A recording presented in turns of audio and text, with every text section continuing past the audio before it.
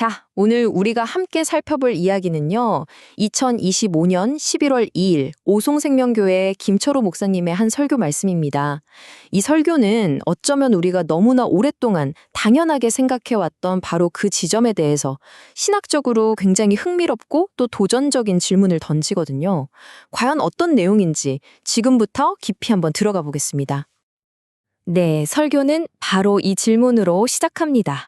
예수님의 얼굴을 그리고 조각하고 또 영화로 만드는 이 모든 행위가 성경의 해석에 따르면 제2계명을 어기는 우상숭배일 수도 있다. 와, 정말 대담한 주장이죠. 대체 어떤 논리가 있길래 이런 결론까지 나아가는 건지 한번 차근차근 따라가 보시죠. 자, 이 주장을 제대로 따라가려면요. 첫 단추부터 잘 꿰어야 합니다. 설교는 그 시작점으로 성경이 말하는 하나님이 과연 어떤 분이신지에 대한 아주 핵심적인 개념부터 딱 짚고 넘어갑니다. 그게 바로 기독교의 정말 핵심적인 교리, 삼위일체죠. 이 설교의 모든 주장은 바로 여기서부터 출발한다고 보시면 됩니다. 하나님은 한 분이시지만 그 안에 성부, 성자, 그리고 성령이라는 세 위격으로 존재하신다는 개념 말이에요. 설교는 그 근거를 저 멀리 창세기까지 거슬러 올라가서 찾습니다.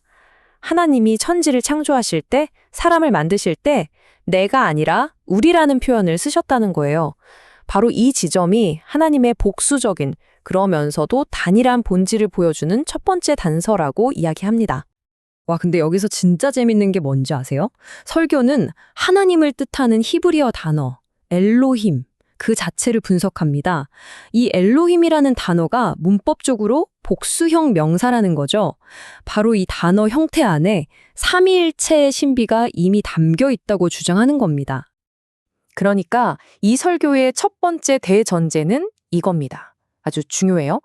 성경에서 특별히 성부, 성자, 성령을 구분해서 말하지 않고 그냥 하나님이라고 할 때는 성부 한 분만을 뜻하는 게 아니라 삼위일체 전체, 즉 성부, 성자, 성령 모두를 포함하는 개념이라는 거죠.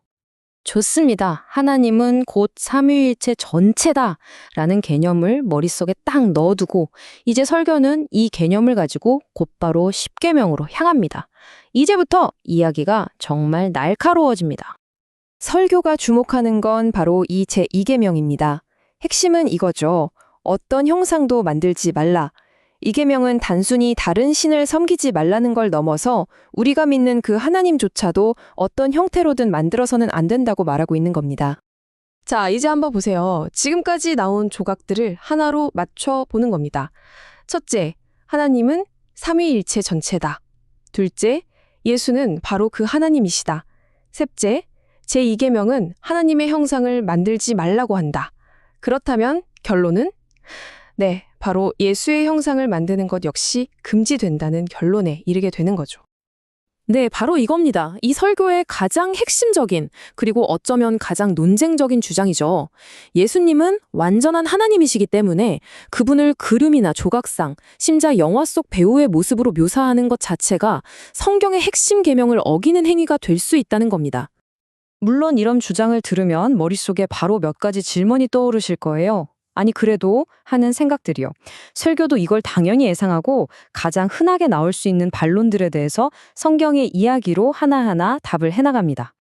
가장 먼저 나오는 반론이 이거죠. 아니 그래도 우리가 예배에 더 집중하고 아이들 교육을 위해서 좋은 의도로 사용하는 건데 그건 괜찮지 않나요? 하지만 설교는 단호하게 말합니다.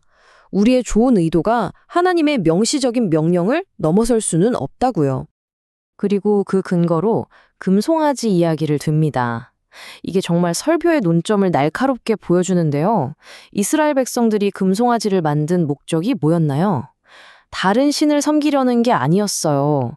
바로 여호와를 위한 축제를 열기 위해서였죠. 하지만 하나님이 금지한 방식으로 예배하려 했을 때 그 결과는 엄청난 진노였습니다.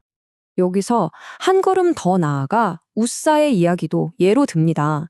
소가 날뛰어서 언약궤가 떨어지려고 할 때 웃사가 그걸 붙잡았잖아요. 분명히 언약궤를 지키려는 선한 의도였죠. 하지만 하나님의 정해진 방식을 어겼을 때 어떤 결과가 있었는지를 보여주면서 인간의 선한 판단조차 하나님의 명령보다 우선될 수 없음을 강조하는 겁니다. 자, 그럼 이런 생각은 어떨까요? 좋아요. 그럼 예수님의 신적인 모습은 그리지 않더라도 이 땅에 오셨던 인간으로서의 모습만 그리는 건 괜찮지 않을까요? 네, 이것도 아주 중요한 반론인데 설교는 이 지점도 놓치지 않고 다룹니다. 설교는 바로 이 지점에서 아주 날카로운 질문을 던집니다. 우리가 흔히 떠올리는 예수님의 모습, 그게 정말 예수님의 진짜 모습일까요? 우리가 너무나 익숙하게 봐온 그 서양인의 모습은 사실 역사적, 인종적 근거가 거의 없죠. 어쩌면 이건 진짜 예수님의 모습이 아니라 성경이 금지한 거짓 형상, 즉 우리가 만들어낸 또 다른 우상에 더 가까울 수 있다고 지적합니다. 그리고 설교는 이게 그냥 혼자만의 독특한 주장이 아니라는 점을 강조해요. 보시는 것처럼 종교개혁을 이끌었던 장칼벤이나 치빙글리 같은 신학자들, 그리고 개신교의 아주 중요한 신앙 고백서들 역시 이미 오래전부터 똑같은 목소리를 내어왔다는 역사적 근거를 제시합니다. 자, 그럼 그림도 안 돼, 조각도 안 돼. 그럼 도대체 어떻게 예수님을 만나라는 걸까요? 우리에게 남은 방법은 무엇일까요? 이 설교의 주장을 따른다면 말이죠. 설교가 제시하는 대안은 아주 명확합니다. 예수님을 보는 진정한 방법은 우리의 눈을 통해서가 아니라는 겁니다. 하나님께서 직접 허락하신 유일한 통로, 바로 기록된 말씀인 성경과 성찬 같은 성례를 통해서만 우리는 진짜 예수님을 만날 수 있다고 말합니다. 그리고 설교는 바로 이 말씀으로 그 주장에 쐐기를 박습니다. 부활하신 예수님께서 도마에게 하신 말씀이죠. 너는 나를 보고서야 믿느냐? 보지 않고 믿는 자들은 복되다. 예수님께서 직접 눈으로 보는 것보다 더 복된 믿음이 있다고 선언하셨다는 겁니다.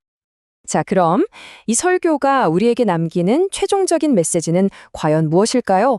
전체 내용을 한번 정리해 보겠습니다. 설교는 다시 한번 신학자 장칼뱅의 말을 빌려서 결론을 맺습니다. 결국 이 문제는 단순히 예수를 허용하느냐 마느냐의 문제가 아니라는 거죠. 하나님을 눈에 보이는 형태로 만들려는 시도 자체가 하나님의 진리를 왜곡하는 일이고 나아가 하나님에 대한 불경이 될 수 있다는 겁니다. 그렇기 때문에 이 설교가 우리에게 던지는 마지막 도전은 바로 이것입니다. 우리가 오랫동안 익숙하게 받아들여온 교회의 전통이나 이게 더 은혜롭다는 개인적인 감정 혹은 교육적인 편의성보다 더 위에 있는 것, 바로 성경이 무엇을 명령하는가에 귀를 기울여야 한다는 것이죠. 여기까지 김철호 목사님의 설교에 남긴 논리와 주장을 함께 분석해 보았습니다. 이 설교는 오늘날처럼 그야말로 이미지가 모든 것을 지배하는 세상 속에서 우리는 과연 신앙의 대상을 어떻게 바라보고 어떻게 표현해야 하는가라는 아주 근본적이고도 묵직한 질문을 우리 모두에게 던지고 있습니다.